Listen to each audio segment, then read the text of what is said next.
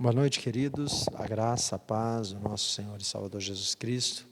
Mais uma noite nós estamos aqui juntos para prestarmos um culto de louvor e adoração ao nosso Deus. Que Deus os abençoe, que Deus os guarde e os proteja. E que o Espírito Santo de Deus visite cada um de vocês nesta noite, a sua casa, a sua família. E que a palavra de Deus fale profundamente ao coração de cada um de vocês. Vamos iniciar o nosso culto com um momento de oração. Feche os seus olhos, curvem as vossas frontes, nós vamos falar com Deus. Santo Deus, maravilhoso, eterno e grandioso Pai, nós estamos aqui mais uma noite e nós te louvamos porque sabemos que se estamos aqui é porque o Senhor nos conduziu até aqui. Perdoa as nossas falhas e os nossos pecados para que juntos possamos cultuar, exaltar e engrandecer o teu santo nome, Pai. Para que também te pedimos, ó Pai, perdão dos nossos pecados, para que esse culto seja aceito diante da Tua presença. Para que os louvores que serão cantados aqui, ó Pai, para que as nossas orações, os nossos pedidos, todo este culto, Pai, possa subir diante da Tua presença com um aroma suave diante das Suas narinas. É o que nós te suplicamos nesta noite. Fala com o Teu povo, visita a Tua igreja, fala profundamente ao coração de cada um, segundo as necessidades. Visita a Tua igreja espalhada por toda a face da terra, Pai. É o que nós te pedimos, agradecidos no santo nome de Jesus. Amém. Vamos louvar a Deus. Você possa louvar o Senhor aí com muita alegria na sua casa, acompanhando a equipe de louvor. Que Deus vos abençoe poderosamente, que nesse momento, que também faz parte do culto, que através do louvor, você, assim junto com essa equipe de louvor, nós possamos louvar, engrandecer e adorar o nome de Jesus. Amém?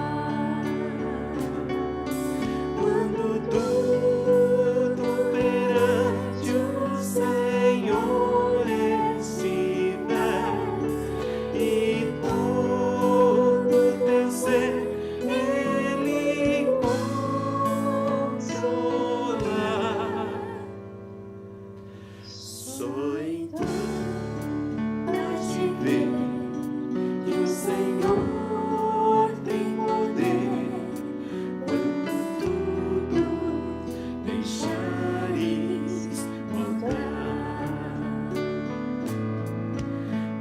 Maravilhas de amor te fará o Senhor, atendendo a oração que aceitar. Seu imenso poder te virá socorrer quando tudo deixares voltar. Quando tudo perante o Senhor estiver e todo teu ser Ele controlar, só então hás de ver que o Senhor tem poder quando tudo deixares voltar. Se orares, porém, sem o teu coração, terá paz que o Senhor pode dar. Foi por Deus não sentir que tua alma se abriu, tudo deixando voltar. Quando tudo perante o Senhor estiver e todo teu ser Ele controlar, só então hás de ver que o Senhor tem poder quando tudo deixares voltar.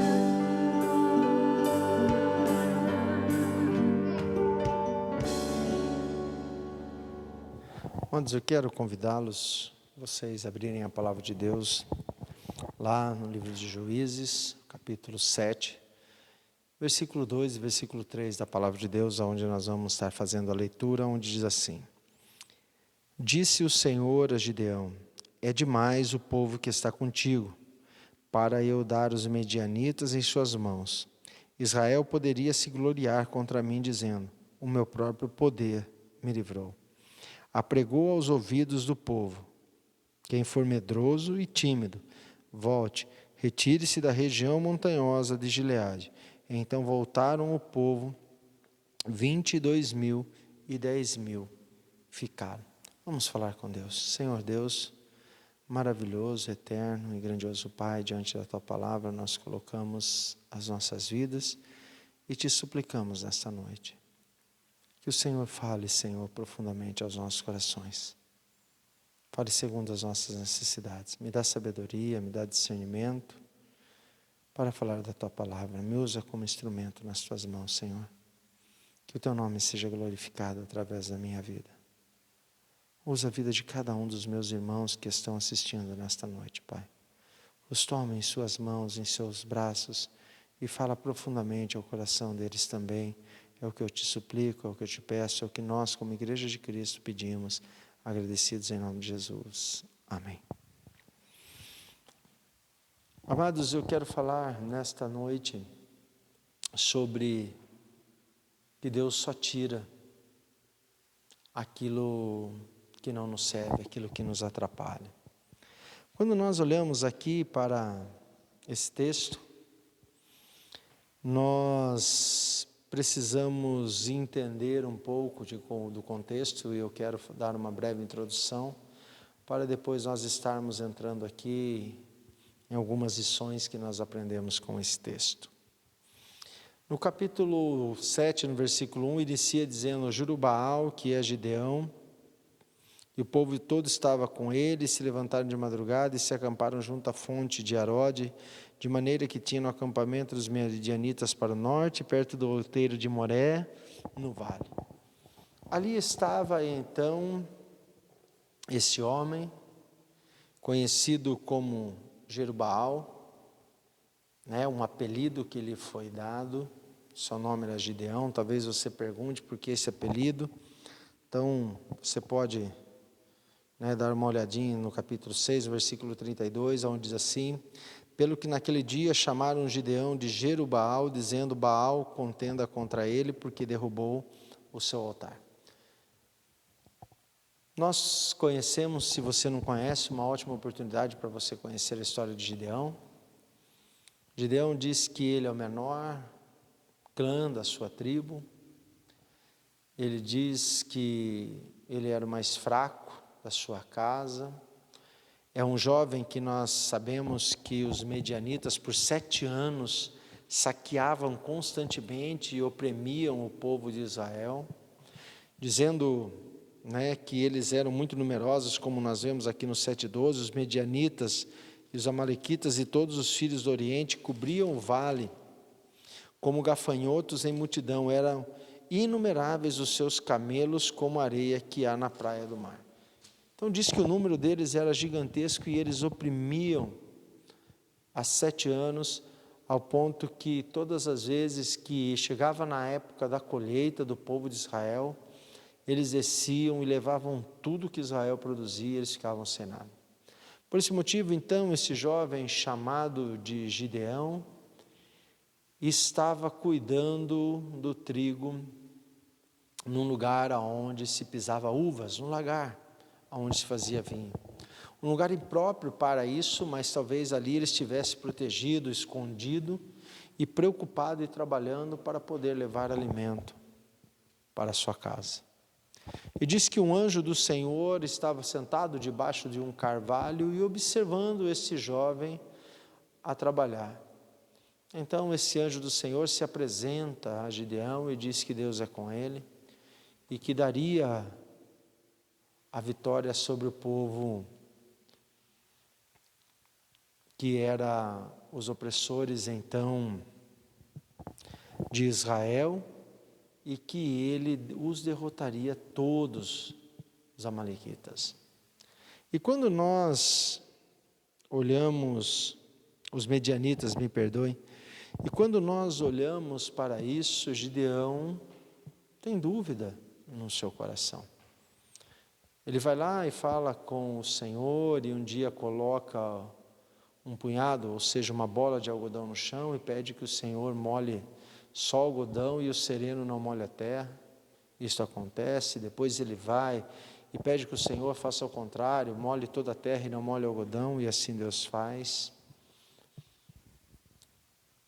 E quando nós olhamos então para esse contexto de história, Gideão não se fala como, mas ele convoca então e reúne um exército de 32.000 homens. E quando você olha então para isso, você fala assim: nossa, é um exército gigantesco, porque aqui no versículo 3 diz o seguinte: apregou aos ouvidos do povo, quem for medroso e tímido, volte e retire da região montanhosa de Gileade. Então voltaram do povo 22.000 e 10.000 ficaram. Então seriam 32.000. Mas quando você olha para os medianitas, parece que a palavra não quer falar muito sobre esta questão de números, de quanto eram, mas nessa introdução, para que a gente possa, eu quero convidar vocês a irem ao capítulo 8, no versículo 10, e diz assim: ora, Zebá e Zalmuna estavam em Carcor, e os seus exércitos com eles, uns 15.000 homens, todos os que restavam do exército dos filhos do Oriente, e os que morreram foram 120.000 homens que puxavam a espada. Então tinha 135.000 medianitas. Ou seja, um exército com mais de 4 vezes maior do que o exército que Gideão então tinha conseguido recrutar. Mas ainda em números, se você colocar, são 4 homens para cada um. Se no meio do exército de Israel tivessem homens valentes, como por exemplo nós conhecemos os de Davi, homens que cada um matava 800, por exemplo, seria 4, facilmente eles ganhariam então essa guerra, ou mesmo que tivesse dúvida, mas davam para competir, mesmo que eles perdessem a guerra. Mas quando nós olhamos para todo esse cenário, amados, para entrarmos então em algumas lições que nós aprendemos com esse texto, é que Deus então tem uma conversa com o Gideão, e ele diz o seguinte aqui no versículo 2: E disse o Senhor a Gideão: É demais o povo que está contigo, para eu dar os medianitas em suas mãos. Israel poderia se gloriar contra mim, dizendo: o meu próprio poder me livrou. Apregou aos ouvidos do povo: quem for medroso e tímido, volte e retire-se da região montanhosa de Gileade. Então voltaram do povo 22.000. Deus, ao invés de acrescentar, ele reduz o exército de Gideão. 22.000 voltam para trás.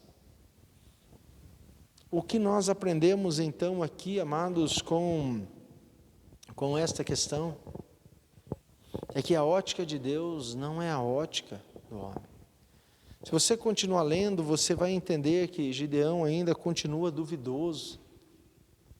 Mesmo com tudo isso, Deus fala assim: você está com medo, né, Gideão? Então toma teu moço, vai lá no acampamento à noite dos medianitas e eu te mostrarei. Ele diz que Gideão vai lá e fica escondidinho, escuta uma conversa de 2 homens dentro de uma barraca. Ele diz assim: eu tive um sonho muito estranho. E qual foi o sonho? Eu tive um sonho que tinha um pão muito gigante que descia rolando e vinha e batia contra o nosso acampamento e destruía tudo. E parece que o outro homem que ouvia, interpretava o sonho e disse: eu sei o que é o teu sonho. É Gideão, filho daquela tribo. E o Deus de Israel vai nos entregar e nós vamos ser destruídos pela espada de Gideão.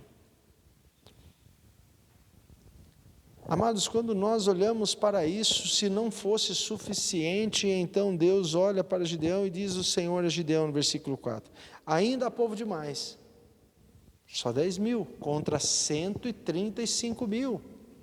Ele tinha reduzido mais de 1/3 já do exército de Gideão. Mas ele diz: ainda há muita gente, povo é demais. Faze-o descer as águas, e ali provarei. Aquele que eu disser, este irá contigo, esse contigo irá. Mas todo aquele que eu disser, este não irá contigo, este não irá. Fiz Gideão descer o povo às águas, então o Senhor disse a Gideão: qualquer que lamber as águas com a sua língua, como as bebe o cão, esse porás à parte, como também a todo aquele que abaixar de joelhos e beber. Foi o número do que lamberam, levando a mão à boca, 300 homens. Todo o restante do povo se abaixou de joelhos a beber as águas. Então disse o Senhor a Gideão: com esses 300 homens que lamberam as águas, eu vos livrarei e darei os medianitas nas tuas mãos, que o restante se vá, cada um para o seu lugar. Então, olha o que Deus faz na vida de Gideão, amados. Ele tinha então, do que ele tinha, de 32.000 homens, Deus deixa com ele menos de 1% de recurso humano. De 32.000 homens, Deus deixa ele só com 300 para lutar contra 135.000 medianitas. E em porcentagem contra os medianitas, incomparável de poder bélico e de soldados, ele tinha 0,22% aproximadamente. Ou seja, insignificante o que ele tinha em mãos para lutar com 135.000 medianitas.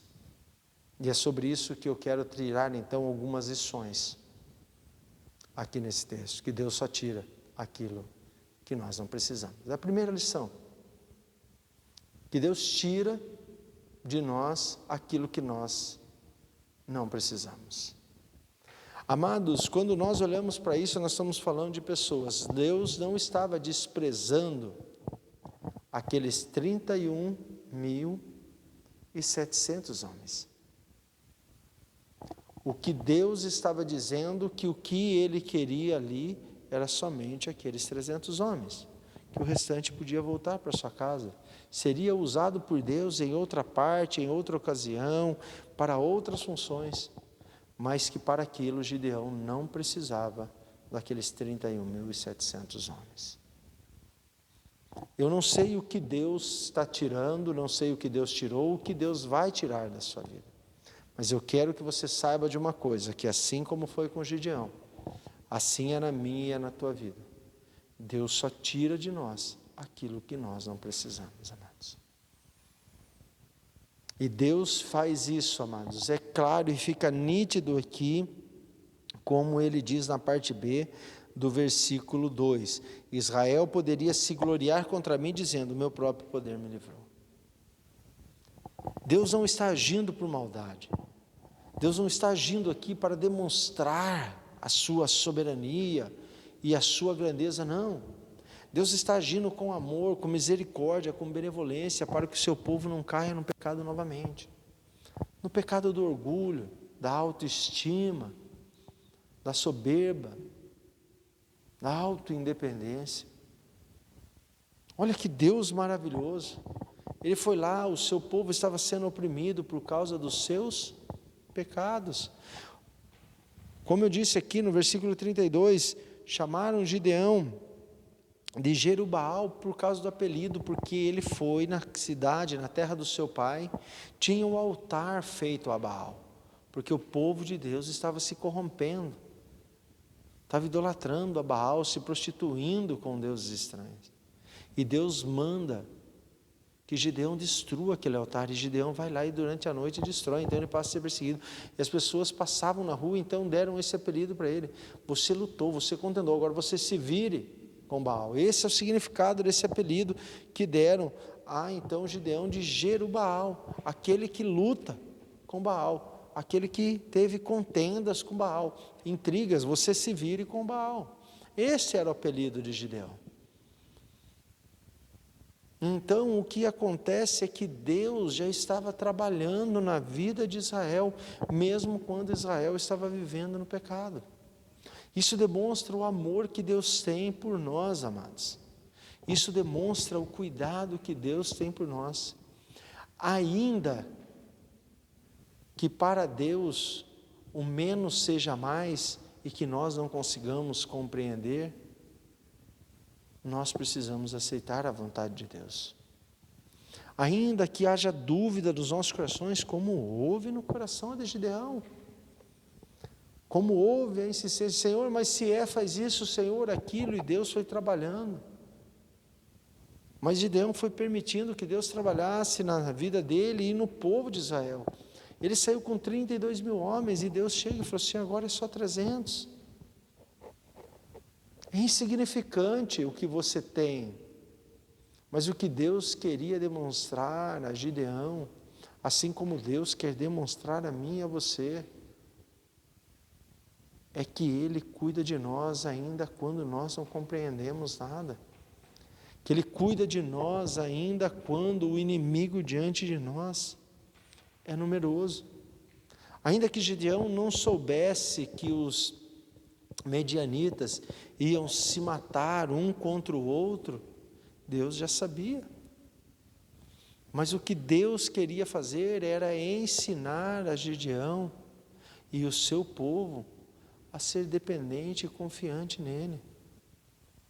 Assim é o que Deus quer fazer comigo e com você, nessa primeira lição que nós aprendemos nesse texto. Que Deus, tudo que Deus tira é porque nós não precisamos.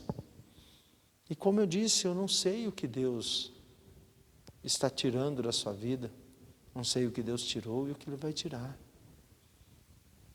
Mas eu quero que você entenda, é que Deus sabe o que está fazendo. E se Ele tirou, se Ele vai tirar, se Ele está tirando, é porque você não precisa. Não está dizendo que essas pessoas eram menosprezadas por Deus, os outros que Ele mandou embora, não. É que Deus queria trabalhar na vida de Gideão, que iria ser o líder daquele povo de Israel na época. É que Deus quer trabalhar na minha vida e na sua vida para fazer as coisas que Ele quer, amado. E para Deus trabalhar na nossa vida em fazer a sua vontade, é necessário que Ele venha e nos pode, que Ele nos limpe para que possamos produzir frutos. E para ser podado precisamos estar ligados na videira. A segunda lição, amados, que nós aprendemos nesse texto, que Deus tira tudo aquilo que Ele não necessita. O que Deus queria mostrar para Gideão era o seguinte: eu não preciso de 32 mil homens. O que eu preciso é um número reduzido de pessoas para que vocês entendam. Amados, e mais uma vez, se Deus está tirando, se Deus tirou, se Deus vai tirar, é porque Deus não precisa que você tenha. Não há necessidade que você tenha. E muitas vezes, amados, nós ficamos, com certeza, como Gideão. Imagina a situação desse homem. Eu montei um exército de 32 mil homens, já era pequeno, reduzido o número, 4 vezes menor, mas eu ainda tinha uma chance. O Senhor vem e tira 22 mil, depois sobrou 10 mil, o Senhor vem e tira os outros 9.700 homens, e deixa só 300. Talvez a cabeça de Gideão fosse como a minha, a tua, dizendo: o que eu vou fazer? Olha o número deles, a própria Bíblia diz: olha, eles são numerosos. Eles são como gafanhotos, como está também aqui no 6, no número 5, olha aqui, versículo 5, o que diz? Subiam com os seus rebanhos e tendas, como um enxame de gafanhotos, eram tão numerosos que não se podiam contar, nem a eles nem os seus camelos, entravam na terra para destruir. Imaginou a cabeça de Gideão? 300 homens contra uma multidão que não dava para contar.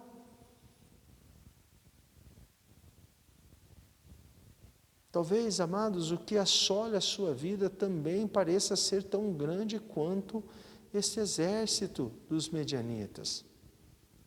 Talvez a situação que você esteja passando seja tão complicada como a situação que Gideão vivia. Talvez a decisão que Deus, a ocasião que Deus trouxe para que você tome uma decisão, seja como a de Gideão. Mas aprenda com a palavra de Deus essas lições que Deus trouxe a Gideão e que Ele traz para mim e para você nesta noite. Deus está tirando de você porque você não precisa. Deus está tirando da segunda lição porque Ele não precisa. E nós precisamos entender isso, ainda que não consigamos enxergar com os nossos olhos humanos, como Gideão não enxergou, que ainda que a nossa lógica, que a nossa razão humana não consiga compreender isso, amados. Porque a lógica de Deus foge da lógica humana. Menos com Deus é mais. Para nós não existe. Quando entramos em exatas, mais é mais, menos é menos. Para Deus, menos é mais. Tem gente demais, 32 mil. Como tem gente demais? Eles têm um exército 4 vezes maior do que o meu, Senhor. Tem gente demais. Manda 22 mil embora. Senhor, só 10 mil. Sim, tem gente demais. Manda 9.700. É só com esses 300. Nós precisamos aprender isso na nossa vida, essas lições, que Deus tira o que nós não precisamos e que Deus tira porque Ele não precisa. Amados, o que Deus queria trabalhar nesse povo é aquilo que o salmista diz: uns confiam em carros, outros confiam em cavalos, mas nós confiamos no poder, na glória, na soberania, na força do Senhor. Era isso que Deus queria trabalhar em Israel. Era isso que Deus queria trabalhar no meio do seu povo. E Ele usa então Gideão junto com os 300. O que Deus queria mostrar àquele povo, dizer o seguinte: olha, é possível. É possível quando se confia em mim. É possível ter vitória sobre as coisas improváveis. É possível sim sair do lamento, da perseguição que esse povo vivia e viver momentos de paz e de alegria como houve depois da derrota dos medianitas. Mas para que isso aconteça, é necessário tirar coisas, e muitas, no meio de vocês. É necessário tirar muitas coisas do meio de vós. É necessário arrancar muitas coisas da minha e da tua vida, porque essas coisas vocês não precisam. É necessário que eu tire essas coisas, porque eu não preciso delas. É isso que Deus está ensinando. Amados, nós precisamos compreender muito bem e claramente essas lições que nós aprendemos aqui nesta passagem, nessa história que vem contando do povo de Deus, Israel, a qual levanta um juiz chamado Gideão. E a terceira lição, amados, que nós aprendemos aqui, é que Deus tira de nós porque nós não precisamos, que Deus tira porque Ele não necessita, porque Ele não precisa, para que a sua glória seja manifesta. Porque todas essas coisas, amados, que aconteceram, não foi para a glória de Gideão. Não podia ser para a glória de Israel. Deus é claro em dizer, essa terceira lição, olha, para que Israel não se glorie contra mim, dizendo, o meu próprio poder me livrou. Deus tira o que nós não precisamos, Ele tira o que Ele não precisa, para que nós não caiamos no nosso orgulho. Olha que Deus maravilhoso, que Deus soberano a qual nós servimos. Deus tira de nós, amados, aquilo que não precisamos. Deus tira aquilo de nós porque Ele não precisa, para a glória dEle e para que nós não caiamos no pecado. Olha que Deus maravilhoso. Deus então não é um Deus que quer se engrandecer, porque Ele já é grande por si só. Mas Deus é um Deus manso e humilde, como Jesus se apresenta, dizendo, olha, eu sou manso e humilde, vinde a mim, vós estáis cansados e oprimidos, e eu vos aliviarei. Este povo estava cansado, este povo estava oprimido, por 7 anos, sendo tido constantemente arrastões sobre a sua terra. Eles plantavam, e os medianitas, junto com outros povos, como nós vemos aqui, os amalequitas e outros que andavam juntos, vinham e arrasavam a terra de Israel, largavam eles na miséria, sem nada, sem ter o que comer, e por 7 anos eles estavam sendo assolados. O que Deus queria, amados, era livrar o seu povo, era trazer paz, era trazer alegria para o seu povo. Então Deus tira de Gideão, porque Gideão não precisava. Deus tira porque ele não precisava. Mas Ele faz isso, amados, para que o povo não caia no pecado. Então muitas vezes, amados, Deus está tirando de você, Deus tirou de você, ou Deus irá tirar de você muitas coisas, porque você não precisa, porque Ele não precisa, e Ele está tirando de você, para que você não volte a cair no pecado quando ele se revelar a você. Assim também é comigo, como foi com Gideão. Olha que Deus maravilhoso, que Deus transcendente que nós servimos. Esse Deus soberano, que olha para o passado do seu povo e vê o seu povo emaranhado no pecado, sofrendo perseguições e açoites, mas levantando altares a um Deus estranho. Mas mesmo assim do céu, ele olha para o sofrimento daquele povo e se compadece daquele povo, envia um anjo até Gideão e usa a vida de Gideão com 300 homens para libertar o povo da escravidão. Porém, Deus faz todo o seu esquema, aonde menos é mais, para que o seu povo não caia no orgulho, na autossuficiência, na soberba, e volte a cair no pecado. Deus leva poucos homens para derrotar uma multidão de homens, para que o seu nome seja glorificado novamente no teu povo, e para que o seu povo tivesse paz. Que nós possamos aprender muito com essas 3 lições nas nossas vidas, amados. E possamos entender que Deus só tira aquilo que não é necessário. E Ele faz isso para nos livrar do pecado futuro, que é do orgulho, da soberba e da autossuficiência. Que Ele tira de nós para que nós possamos refletir e voltar para o Senhor. Ele tira de nós para que nós possamos destruir os postes ídolos que nós levantamos aqui dentro dos nossos corações e dentro das nossas mentes. O Senhor tira para que nós possamos entender a sua grandeza. Ele tira para que nós possamos voltar a ter comunhão com Deus. Ele tira porque Ele quer o nosso bem.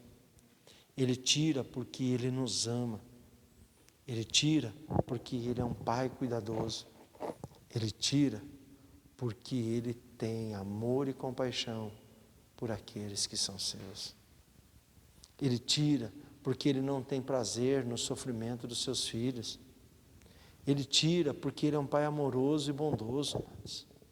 Por isso Ele tira tudo que não é necessário. Porque quando enchemos as nossas vidas do que não é necessário, não sobra espaço para as coisas necessárias. Vocês já devem ter ouvido uma questão sobre um professor de filosofia. Tem até vídeos hoje na internet muito conhecidos, mas muito oportuno para este momento. O professor diz que chega em uma classe de aula e apresenta então um pote transparente, e ele enche esse pote com todos os limites, com bolas de ping-pong, e pergunta para a sua classe se aquele pote estava cheio. E a classe diz: está, Senhor. Então ele pega mais um pote de bolinhas menores de gude e joga dentro daquele pote. E ele não transborda. E ele pergunta: e agora? Está cheio? Ele diz: agora está cheio. Então ele pega um pote de areia e joga dentro daquele pote. E depois ele pega uma xícara de café e joga ali dentro. Então ele começa a explicar, dizendo como é nós e como é a nossa vida. Diz que a nossa vida é o pote.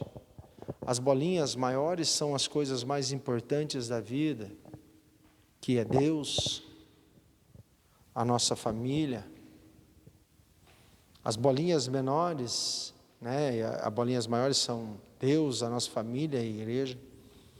As bolinhas menores são coisas importantes, mas que não são tão grandes quanto as primeiras, que é o trabalho, que é os estudos, que é a questão do cuidado com a saúde, etc., e vai embora. E diz que areia, então, são umas coisas supérfluas da vida que tomam muito espaço, porém com muita pouca finalidades. E então um dos alunos perguntam para esse professor e diz assim: mas e a xícara de café? Ele diz o seguinte: ainda que a sua vida esteja cheia como esse pote, sempre há espaço para você sentar e conversar e ouvir a palavra de Deus. Gideão, provavelmente, era um homem que estava como esse pote, cheio de problemas na sua vida, cheio de dificuldades, ao ponto que ele estava indo malhar o trigo aonde se pisava a uva, escondido para que ele não fosse assaltado, roubado e levado embora o sustento da sua casa. Talvez a tristeza na vida de Gideão fosse muito clara, não só na dele, mas como talvez sobre todo o povo de Israel. E a palavra de Deus diz que debaixo do carvalho tinha um anjo observando Gideão. Isso dá para nos entender que Deus a todo instante olha para o seu povo e está presente. E Ele sabe de tudo que nós estamos passando. Deus sabia do que o povo de Israel precisava. Ele sabia da idolatria e do pecado de Israel, mas Ele sabia do sofrimento e da dor também dos seus filhos. Então Ele entra com a sua intervenção e vem falar com Gideão. Gideão, cheio de problemas, de dúvidas com a sua razão, como a minha e a sua, ele passa a conversar com Deus. Ele passa a interagir com Deus. E ele passa a compreender Deus. Ele senta com Deus. Ele conversa com Deus. E aceita que Deus tire da sua vida tudo que não é necessário. Ele permite que Deus tire porque Deus demonstra que Deus não precisa. E por último, ele entende que é necessário tirar tudo aquilo para que ele não volte a cair no pecado. Que eu e você possamos aprender muito com essas lições nas nossas vidas. Que nós possamos dar importância ao que é devido dar importância. Que possamos nos preocupar com o que realmente nós devemos nos preocupar. E que possamos aceitar, sem reclamar, as decisões de Deus. Porque quando fazemos isso, nós ouvimos a voz de Deus no meio das tribulações. E quando nós damos ouvido à voz de Deus, amados, não há dúvida que sempre a vitória vai chegar sobre a nossa vida.